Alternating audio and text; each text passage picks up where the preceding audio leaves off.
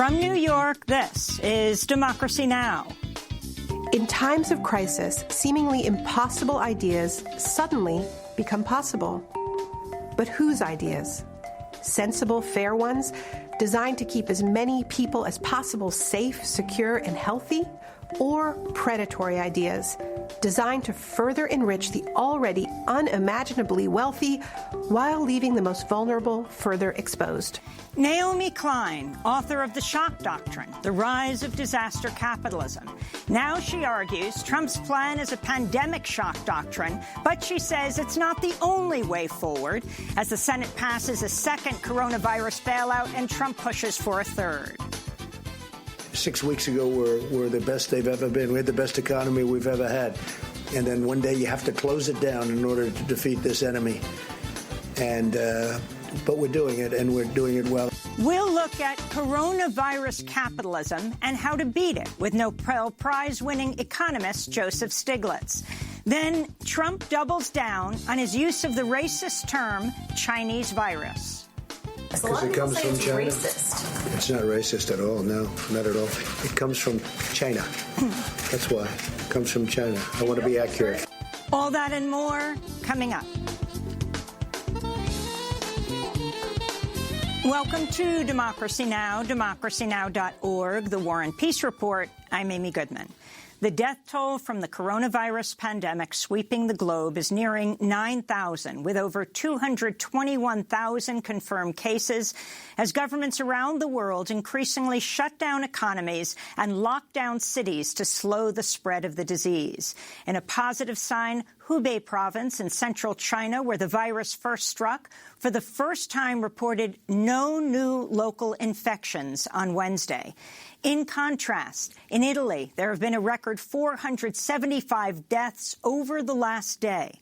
In the city of Bergamo, soldiers were called in to transport away dozens of coffins as the city's crematorium failed to keep up with the pace of deaths. At least 91 people have died in Bergamo, and the city's hospital has run out of beds in its intensive care unit. British Prime Minister Boris Johnson has ordered schools closed across the United Kingdom beginning Friday. Johnson reversed course this week after initially favoring a strategy to let the virus burn rapidly through the population in order to build herd immunity. He abandoned the approach after a study estimated without mitigation, 250,000 Britons would die.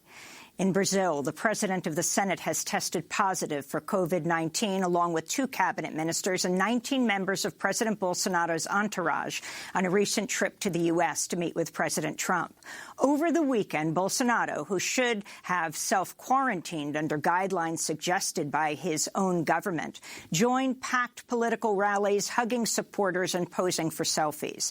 On Wednesday, Bolsonaro and government ministers put on face masks at a news conference announcing new emergency measures to contain the virus. All over Brazil, millions of homebound residents went onto their balconies Wednesday evening, banging pots and pans and shouting Bolsonaro out in protests against the far-right president's handling of the crisis. Reuters reports U.S. labs have run just 60,000 coronavirus tests since late January, when the first case was detected in the U.S., compared to South Korea, which has tested nearly 300,000 people in the same time period. In Geneva, the World Health Organization's top emergency official, Dr. Michael Ryan, said the failure of countries like the United States to screen for coronavirus is helping the disease to spread. Every suspect case should be tested, their contacts identified. If those contacts are sick or showing symptoms, they should be tested. That requires a scale-up because many countries have not been systematically testing all suspect cases, and it's one of the reasons why we're behind in this epidemic. In Egypt, 4 women activists were arrested in Cairo Wednesday for protesting medical neglect in Egyptian prisons and demanding the immediate release of prisoners at risk of coronavirus. Egyptian authorities have since announced the women, including the world-renowned writer Adef Souef, will be released on bail. In Yemen, where a U.S.-supported Saudi-led war has killed over 100,000 people and shattered the healthcare infrastructure, medical workers are bracing for the rapid spread of coronavirus. Already 80% of Yemenis rely on humanitarian assistance, with high rates of malnutrition, malaria and cholera. One textile factory manager in Sana'a switched from producing clothing to makeshift masks for the coming pandemic. We are driven by need. Coronavirus is knocking on the whole world's door. Yemen is a country under siege and under attack, and its institutions and factories are working at the lowest capacity, as you can see in this factory. In Iran, Supreme Leader Ali Khamenei will pardon 10,000 additional prisoners, including political prisoners, as the official death toll from coronavirus topped 1,100, though the World Health Organization believes the true number is 5 times higher. Iran's prisoner release came as Secretary of State Mike Pompeo said the Trump administration's imposing new sanctions on Iran to, quote, deprive the regime of critical income from its petrochemical industry and further Iran's economic and diplomatic isolation, unquote. Vermont Senator Bernie Sanders tweeted in response, U.S. sanctions should not be contributing to this humanitarian disaster.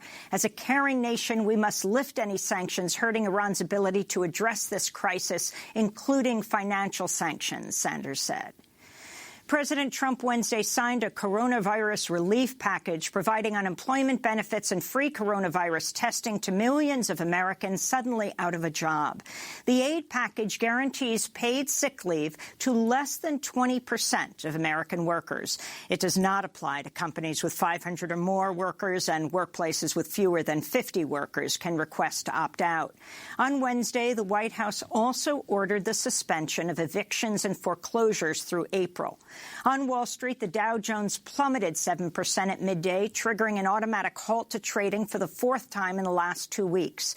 The market crash has wiped out nearly all stock market gains since President Trump took office in early 2017.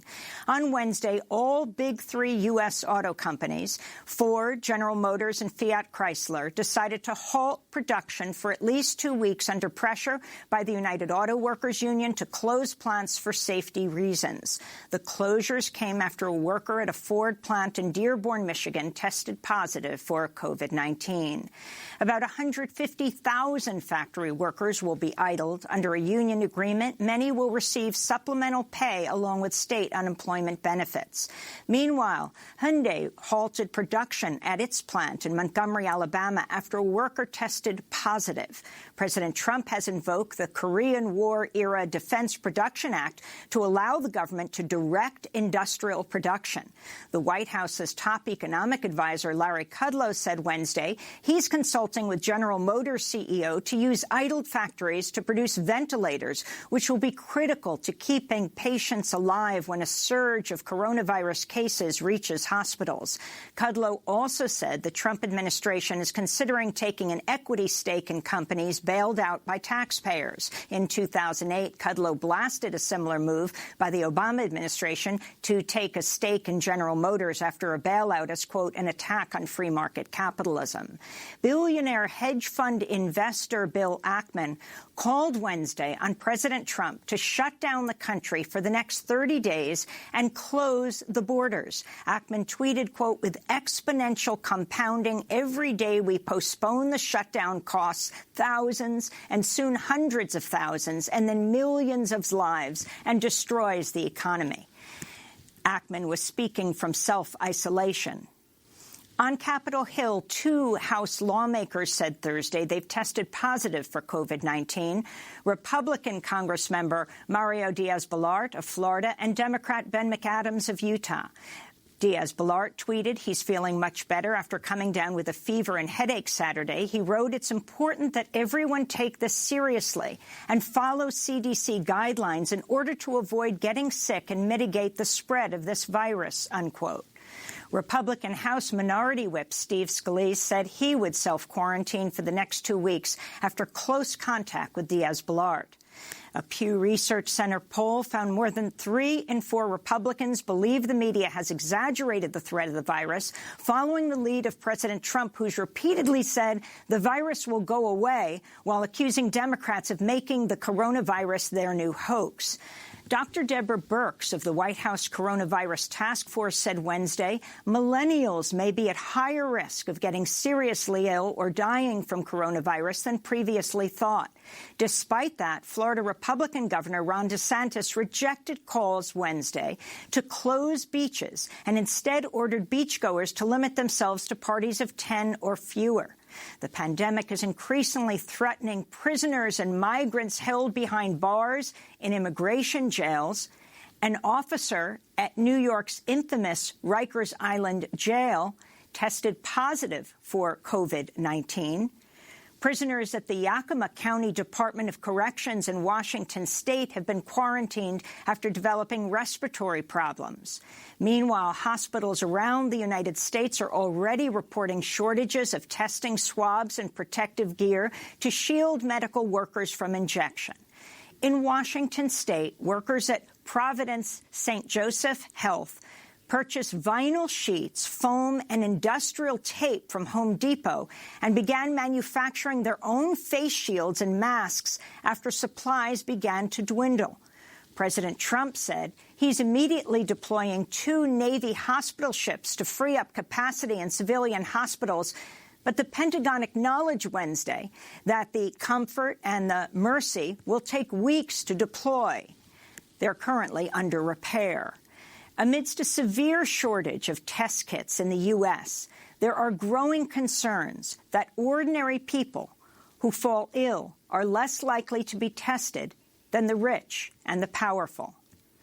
On Wednesday, the Brooklyn Nets said it hired a private lab to test its entire team after a game with the Golden State Warriors last week. 4 Nets players, including superstar Kevin Durant, tested positive. In a tweet, New York City Mayor Bill de Blasio wished them a speedy recovery, but added, with all due respect, an entire NBA team should not get tested for COVID-19 while there are critically ill patients waiting to be tested. Tests should not be for the wealthy, but for the sick, the New York mayor said.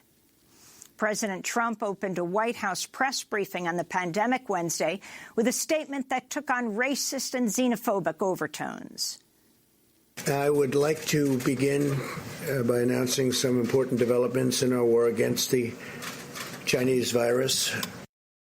Conference, Trump was questioned by reporter Cecilia Vega. Why do you keep calling this the Chinese virus? There are reports of dozens of incidents of bias against Chinese Americans in this country. Your own aide, Secretary Azar, says he does not use this term. He says ethnicity does not cause the virus. Why do you keep using this? A lot of people say it's racist. It's not racist at all. No, not at all. It comes from China. That's why. It comes from China. This came a day after CBS White House correspondent Wei Jiazhang, who describes herself in her Twitter profile as a Chinese-born West Virginian, tweeted, quote, "This morning, a White House official referred to coronavirus as the Kung flu to my face. Makes me wonder what they're calling it behind my back," she said. We'll have more on racist remarks by President Trump and Republican lawmakers later in the broadcast. In China, satellite data show tough measures enacted to halt the spread of the coronavirus have dramatically cut emissions of toxic nitrogen dioxide. A Stanford University researcher estimated the huge reduction in air pollution as parts of China's economy ground to a halt may have prevented the premature deaths of tens of thousands of people. In Venice, Italy, dolphins and fish have been spotted in the city's famous canals as they turned from muddy brown to crystal clear water amidst a drop-off in boat traffic. In immigration news, the U.S.-Canada border has been temporarily closed to non-essential traffic as an attempt to deter the spread of the coronavirus. Trade will not be affected. It's unknown how long the border closure will last. Meanwhile, Immigration and Customs Enforcement, or ICE, says it will temporarily postpone arresting immigrants during the pandemic and will allegedly instead focus on apprehending people who pose public safety risks and who are subject to mandatory detention on criminal grounds. This comes as ICE agents continued to make arrests across the country this week, including in Colorado and California, where much of the state is in lockdown. In Georgia, immigrant rights groups have revealed that the state's Department of Driver Services has been sharing information about state residents, including facial recognition searches with immigration officials. Documents obtained through a Freedom of Information Act request found between September 2017 and last June, the department processed over 250 requests from Immigration and Customs Enforcement, or ICE, and other agencies, quote, to gather and share information on hundreds of immigrants living in Georgia. And Senator Bernie Sanders has shot down rumors he's planning to suspend his campaign after losses in Tuesday's primaries in Florida, Illinois, and Arizona. With about 2,000 delegates needed to clinch the Democratic presidential nomination, Joe Biden has claimed 1,180 delegates to Sanders' 885. Asked by a CNN correspondent Wednesday to give a timetable for his next steps, Senator Sanders responded, quote, "I'm dealing with a bleeping global crisis," he added. "I'm trying to do my best to make sure that we don't have an economic meltdown and that people don't die," he said. Meanwhile, The Intercept reports elections officials in Chicago used nearly 50 housing facilities for low-income seniors as polling locations on Tuesday, despite warnings that crowds of voters posed a threat of transmitting the coronavirus to an already high-risk population. And those are some of the headlines. This is Democracy Now!, democracynow.org, The War and Peace Report. I'm Amy Goodman.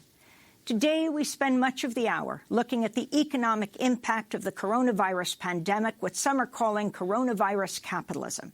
Soon, we'll be joined by Nobel Prize-winning economist Joseph Stiglitz, whose new book is People, Power, and Profits: Progressive Capitalism for an Age of Discontent. But first, we begin with a new video by author and activist Naomi Klein, produced by The Intercept. In 2007, Klein wrote The Shock Doctrine, The Rise of Disaster Capitalism. Now she argues Trump's plan is a pandemic shock doctrine, but it's not the only way forward. The video opens with this quote from economist Milton Friedman, who says, "Only a crisis, actual or perceived, produces real change. When that crisis occurs, the actions that are taken depend on the ideas that are lying around." Ideas that are lying around. Friedman, one of history's most extreme free market economists, was wrong about a whole lot. But he was right about that. In times of crisis, seemingly impossible ideas suddenly become possible. But whose ideas? Sensible, fair ones, designed to keep as many people as possible safe, secure, and healthy? Or predatory ideas, designed to further enrich the already unimaginably wealthy while leaving the most vulnerable further exposed?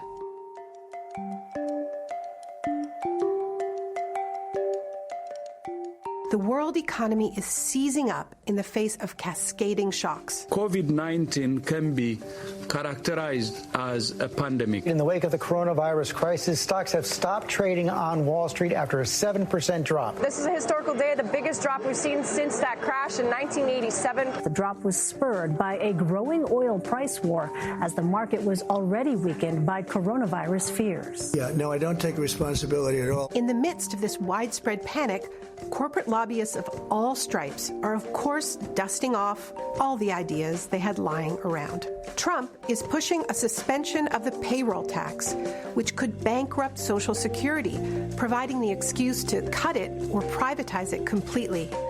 An idea that has been lying around for a very long time. A worker at his or her option ought to be allowed to put some of their own money in a private savings account. Lying around on both sides of the aisle. When I argued that we should freeze federal spending, I meant Social Security as well. I meant Medicare and Medicaid. And then there are the ideas being floated to bail out some of the wealthiest and most polluting sectors in our economy. We are working very closely with the cruise line industry, likewise with the airline industry. They're two great industries, and we'll be helping them through this patch. Bailouts for fracking companies, not to mention cruise ships, airlines, and hotels. Handouts which Trump could benefit from personally. Which is a big problem because the virus isn't the only crisis we face. There's also climate disruption, and these industries that are getting rescued with our money are the ones driving it.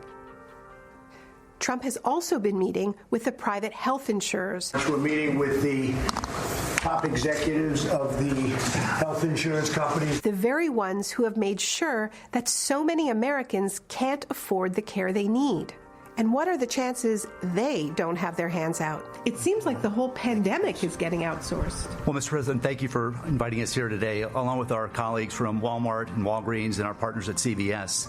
Normally, you'd view us as competitors, but today we're focused on a common competitor, and that's defeating the spread of the coronavirus. The Fed's first move was to pump $1.5 trillion into the financial markets, with more undoubtedly on the way.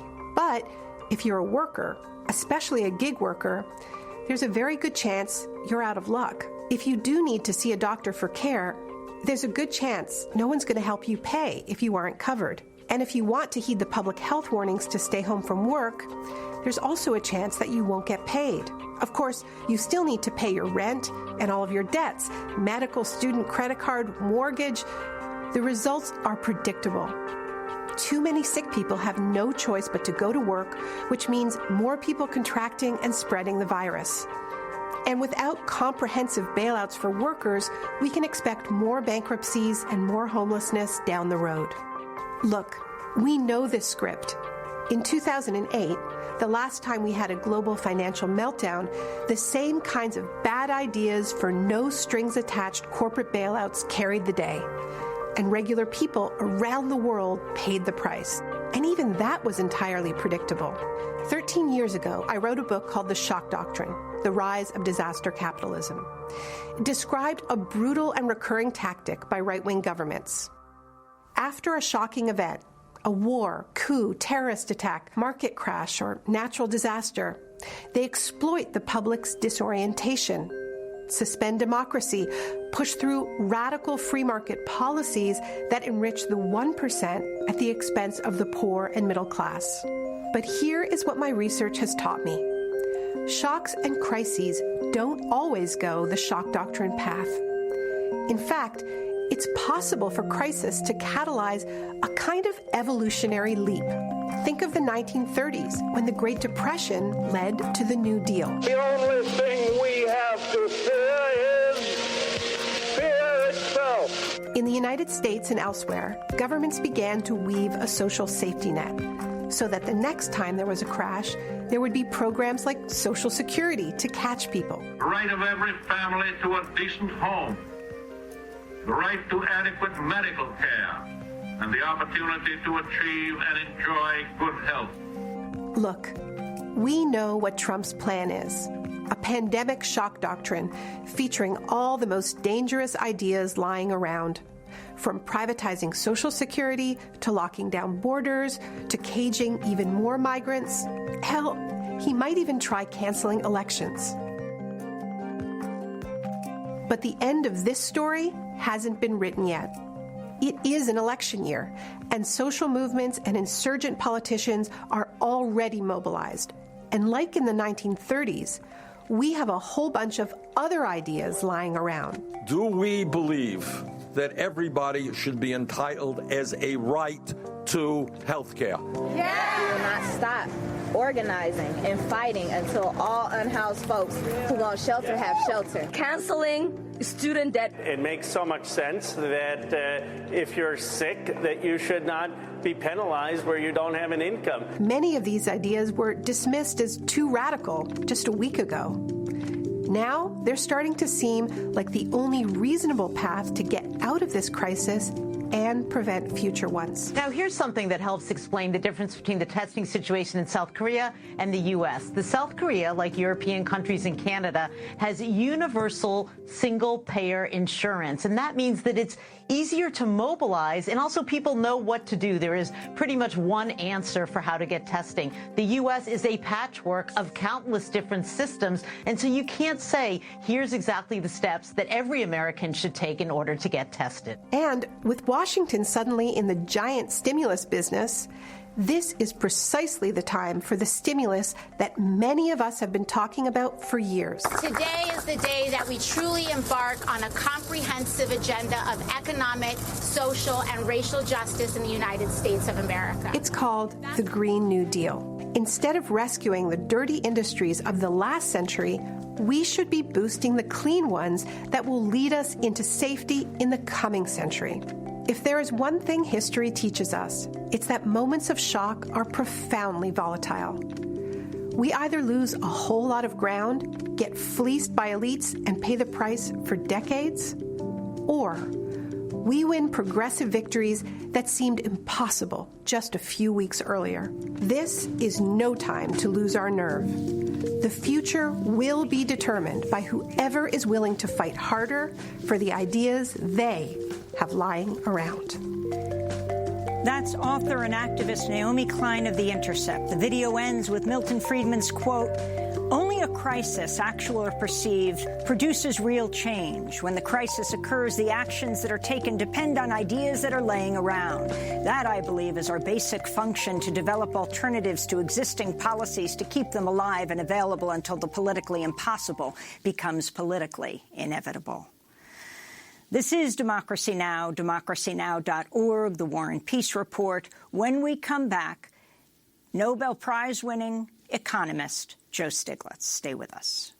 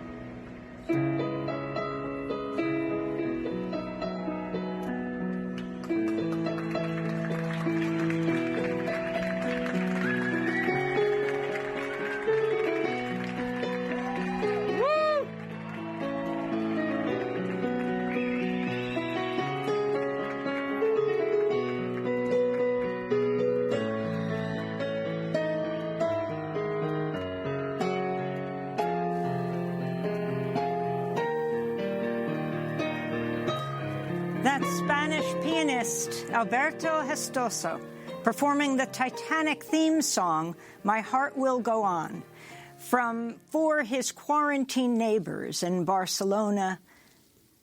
He was on his balcony. Spain has had more than 3,400 cases of the coronavirus in the last 24 hours. Now at least 17,000 people are infected, and that's only what is known without widespread testing.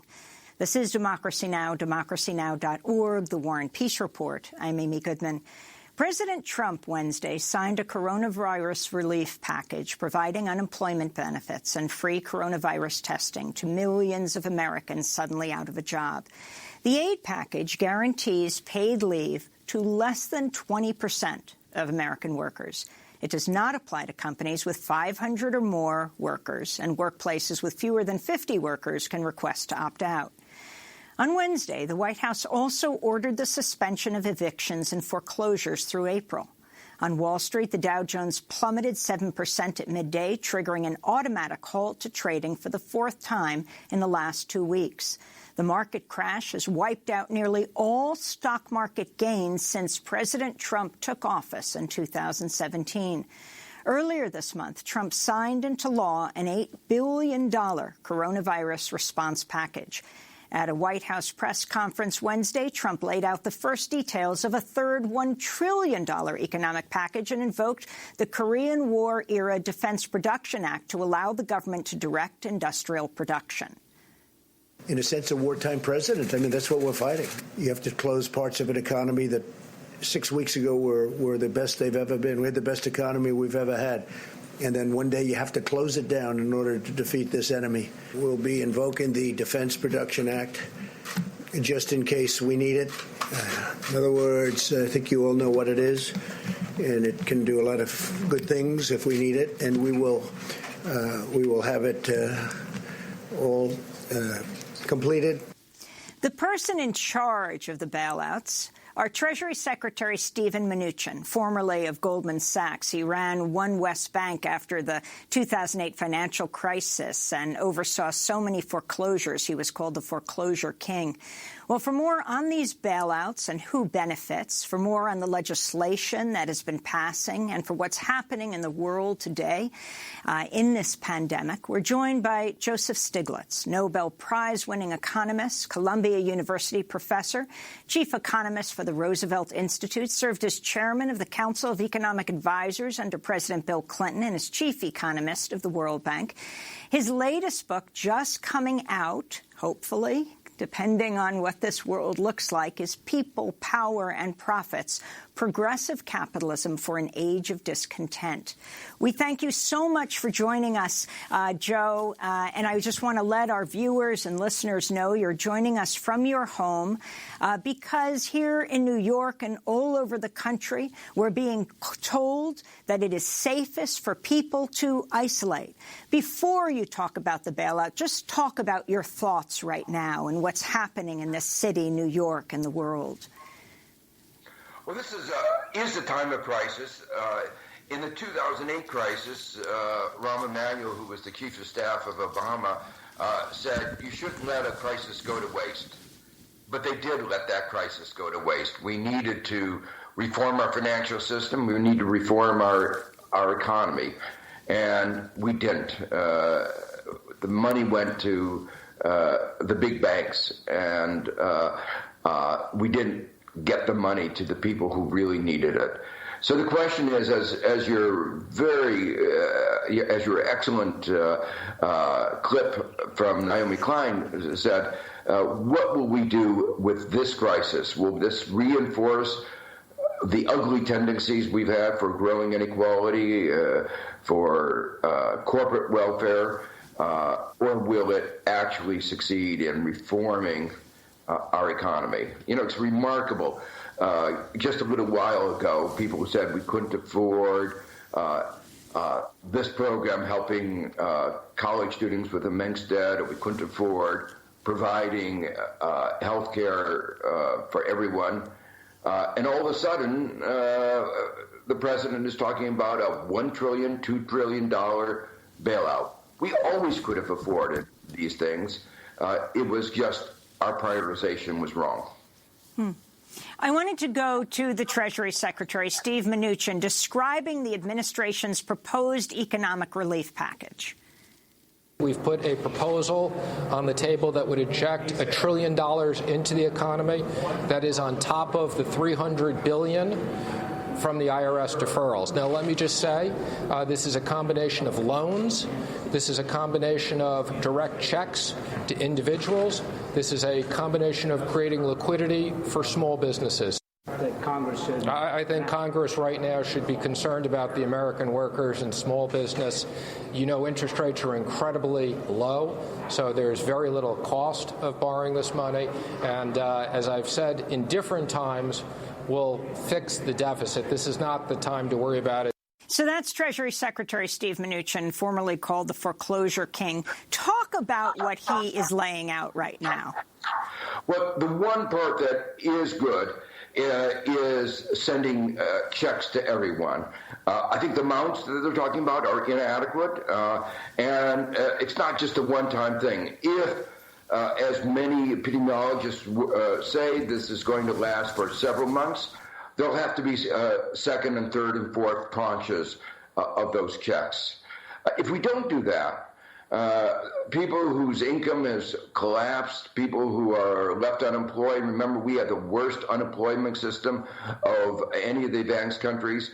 All these people who are not going to be able to pay their bills, and will have a cascade of problems. While it's a good thing that the Trump administration has ordered federal agencies to stop evictions and foreclosures, it doesn't apply to the private sector banks. And their evictions and foreclosures may well go on, and that's where most of the evictions and foreclosures will occur. So we need to get that money into the system, and we need to get the money to ordinary individuals. So that part, I think, is good. It needs to be taxed at the rate that individuals normally pay, so that in a year from now, 2 years when we return to normal, those at the top who've gotten money and didn't need it, that money will go back to the Treasury. So this ought to be treated as ordinary income, and a significant part of that money that was going to the top should be recuperated. But the other part is really not the way we ought to be going. The part of giving money to the airlines, so the cruise ships. The airlines had a huge bonanza from the tax bill of 2017, and rather than use that money to build up buffers in times of emergency, they had billions and billions of share buybacks. So if we give them money, we have to make sure that they satisfy certain conditions corresponding to the environment, to governance, to labor, and we need warrants. That's a way of making sure that the American taxpayer is protected against the risk. And then there are a whole set of things that the bailout, the package doesn't address.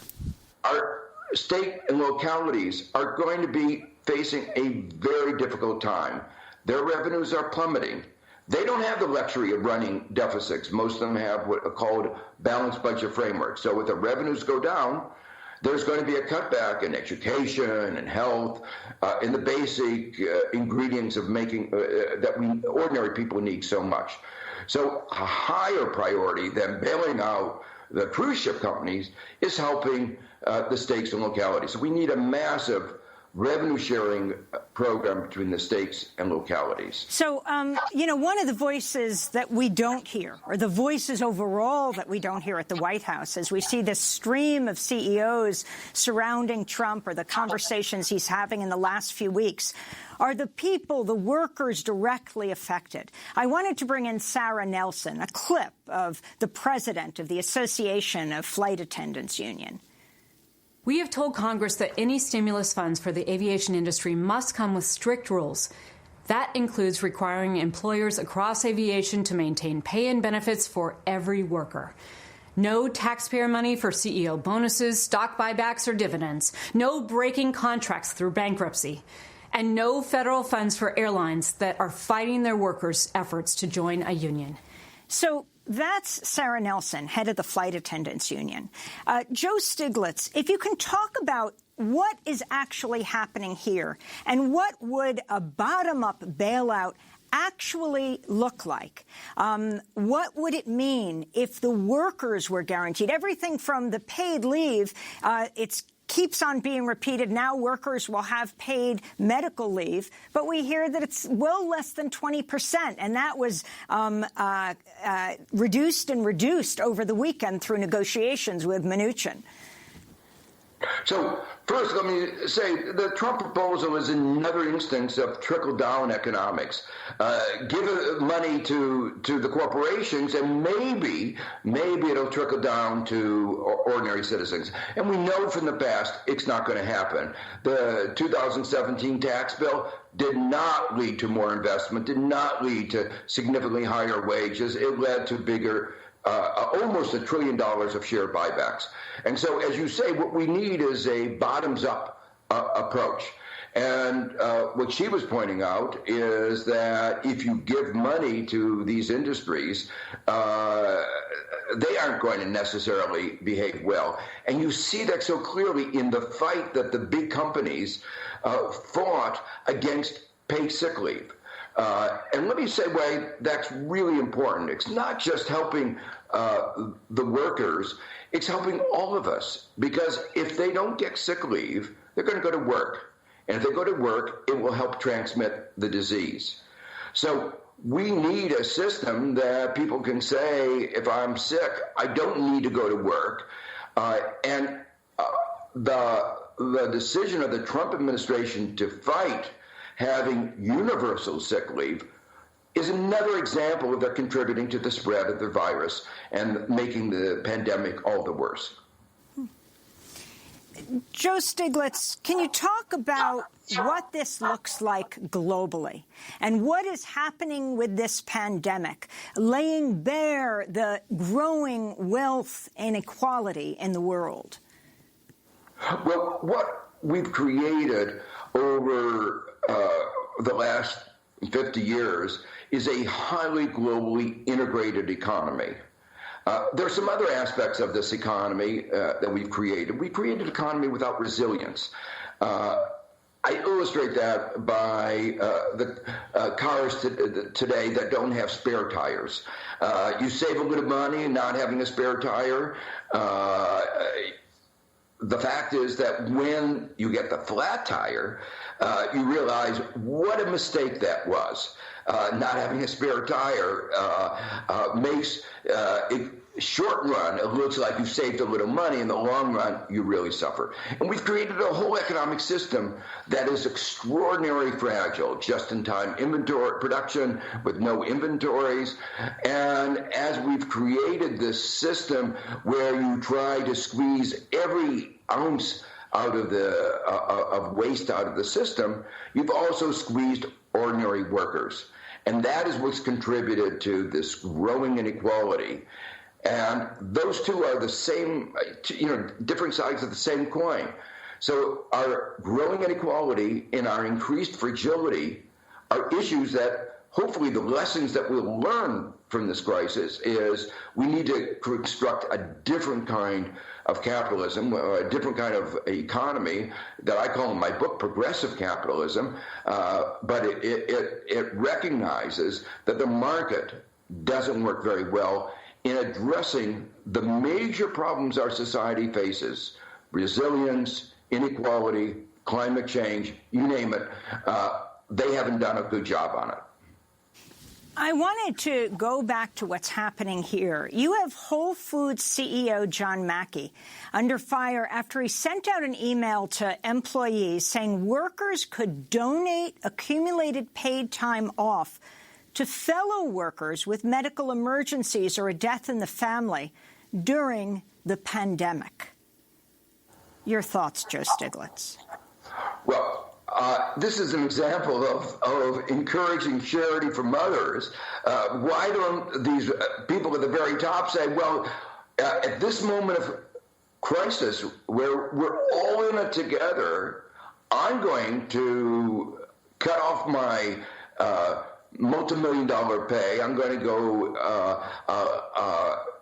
make a major sacrifice, and I'm going to give everybody paid sick leave, paid family leave. I'm going to show that from the top down. And, of course, I hope that you will be equally generous, but it should start from the top. And that's what's so bad about both the administration and the example that you just gave. Leadership should start from the top by example. And obviously, we're not getting that in this country. Can you talk about how it works when they say people will get unemployment? The reports of people trying to apply online, the server is crashing repeatedly because so many people are out of work, and how $1,000 checks will be sent out, how you ensure if there is a law that says your employer has to give you paid medical leave, how you enforce this. Well, I mean, you've put your finger on a major problem that has not gotten sufficient attention. Because of the devastation of our administration, of our government that has occurred in recent years, they disbanded the White House pandemic task force. They defunded the Center for Disease Control, which is the basis of giving us information and developing our response to a crisis like this, we are less able to respond. And that means it's almost a fantasy to believe that we can get checks out in 2 weeks. That's why some of the other things I talked about are so important. We have to make it absolutely clear that nobody's going to be evicted. There's going to be no foreclosure, not only on the part of the government, but on the part of the banks, the landlords. People can't have their utilities cut off because those checks won't be there, and there's a lot of Americans living on the edge. Data I talk about in my book about the fraction of the population, a very large fraction of the population that has reserves of less than $500 or $1,000. They're living from paycheck to paycheck. And right now, there are no paychecks. So this inability to respond is going to be a major problem. And then the other point that you made is gotten a lot of attention more recently, that even companies that have said that they have sick leave policy, when employees ask for the sick leave, they get punished. And so we have to set up administrative mechanisms that say we will hold the companies that don't grant their workers these benefits, we're going to hold them accountable. And of course, with the president saying, I'm not responsible, you might ask, what does that mean? But what that means is that there needs to be significant fines on any company that deprives any worker of his basic rights, including the right to sick leave. So this whole issue that Naomi Klein raises of disaster capitalism, of in this moment of upheaval, that it depends who moves forward fastest and most strategically in moving forward with their ideas. Your thoughts as we move forward in this election year, unclear even if this election would be held in November. Trump amassing the kind of powers that he is. And even still, I'm wondering if you could comment on his position right now. On the one hand, supporting giving $1,000 to each American, and I'm not exactly sure what that means, who gets it and who doesn't. And you combine that with his ultra-nationalist politics, kids in cages, the wall, the racist Chinese virus language that he uses. Can you comment on this kind of economic populism? Well, I think the point that this crisis makes clear is that we're all in it together. The virus doesn't discriminate, just like the virus doesn't have a nationality. The virus doesn't discriminate on the basis of nationality, of race, of religion. And so we're all in it together. So this is a moment, it should be a moment of national unity. And as Naomi pointed out, there are two directions we can go. We could either exacerbate the divisions, or we can say there's another direction. One of the reasons I wrote my book, People, Power, and Profits on Progressive Capitalism, was to lay out that alternative agenda, to make it clear that there are a lot of ideas about how to transform our society into the kind of society that deals with the problems that we're facing, the problem of inequality, climate change, the moral turpitude that we've seen so pervasive in the financial sector, and Dieselgate, and the drug companies, and the food companies. There is an alternative. And so I actually think we have the ideas with which to respond. And they've been articulated in the primary contest, many of these critical ideas. So my hope is that as Americans realize how badly things have gone, how that this crisis, we didn't turn to the private sector to solve it, we turned to the government.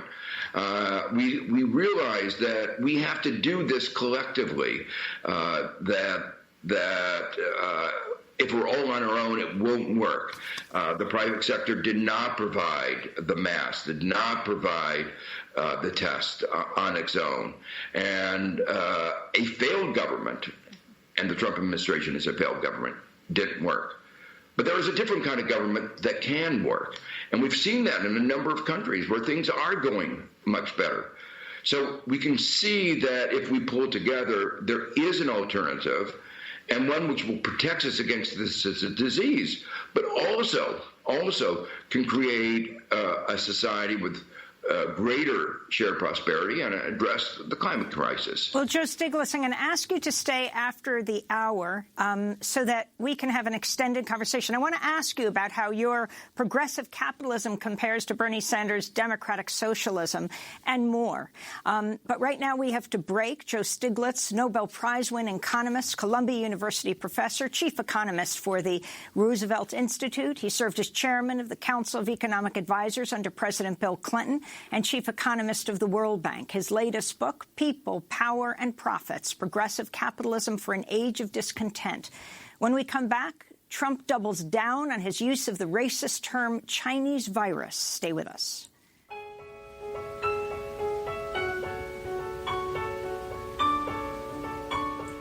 Dear Dr. Bonnie, what to say to you?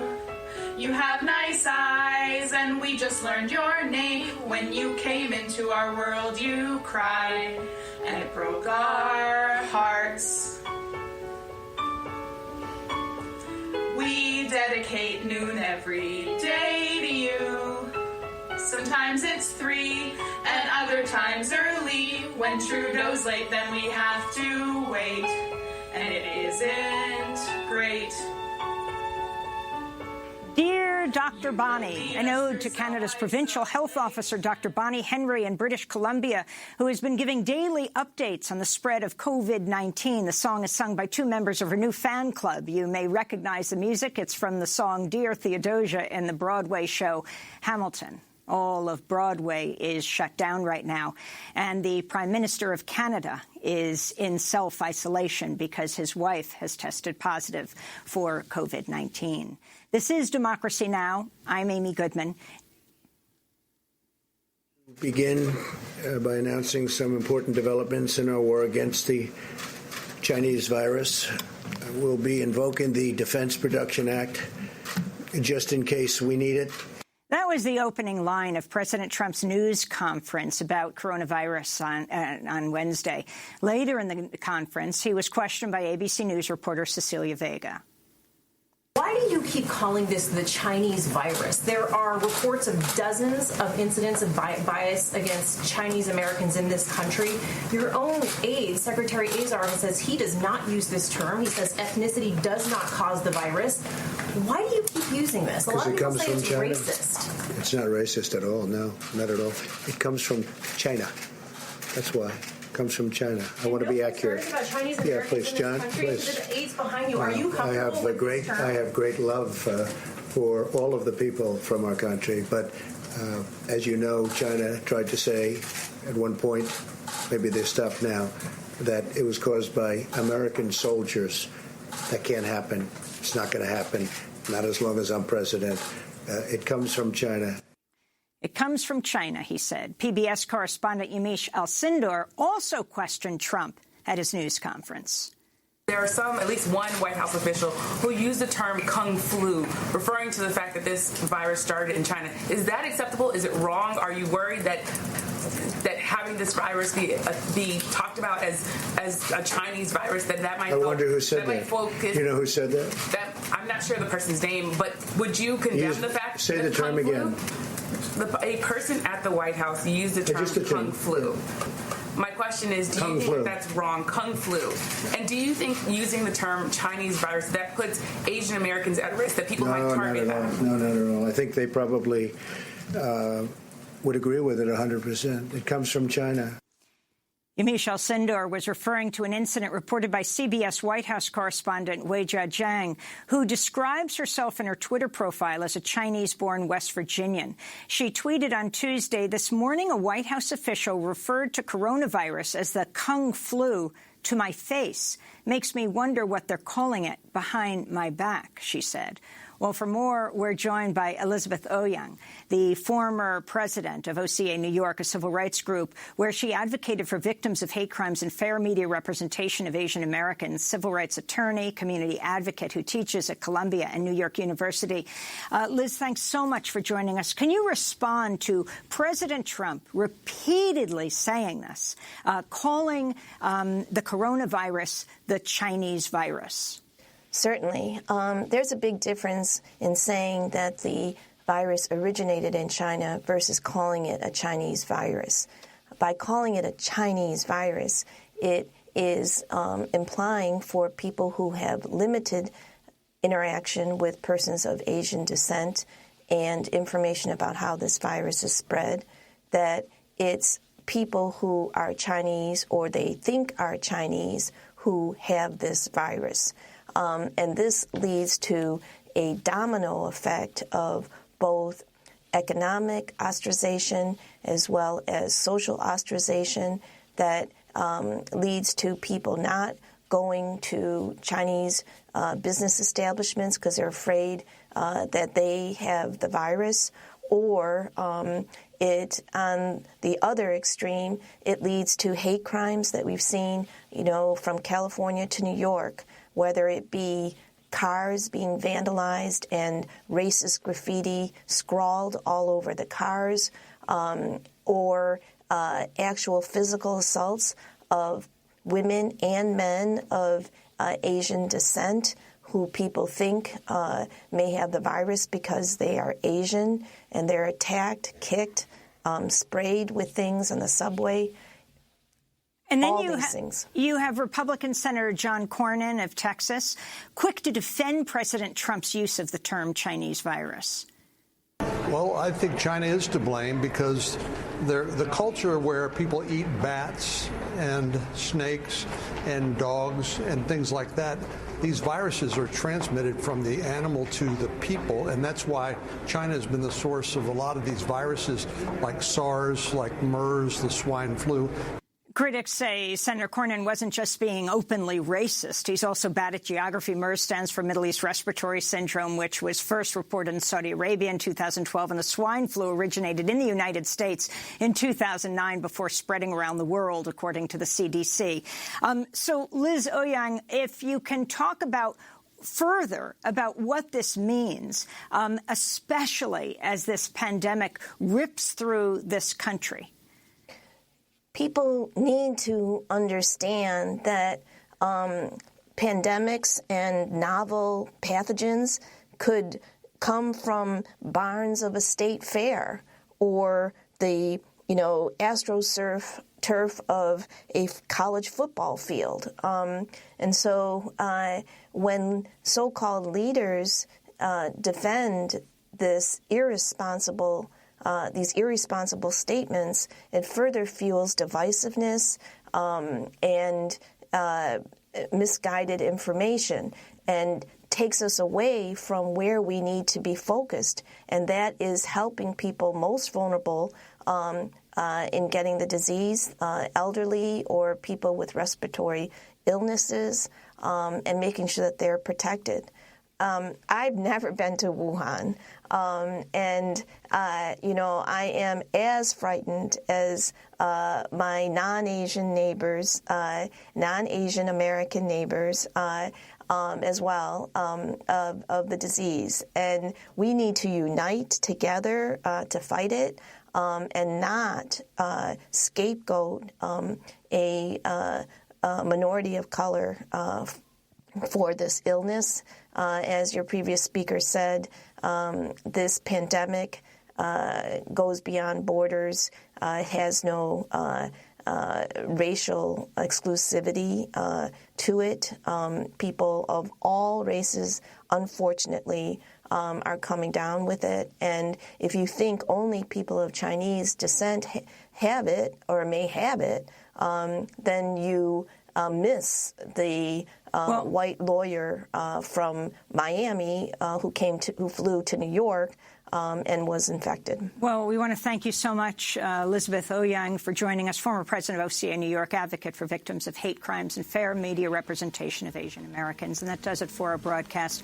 I want to thank the incredibly dedicated team of Democracy Now!, most of whom are working from their homes in self-isolation. This is a very difficult time, but they are every day devoted to producing this stellar newscast, Democracy Now! Thank you to them all.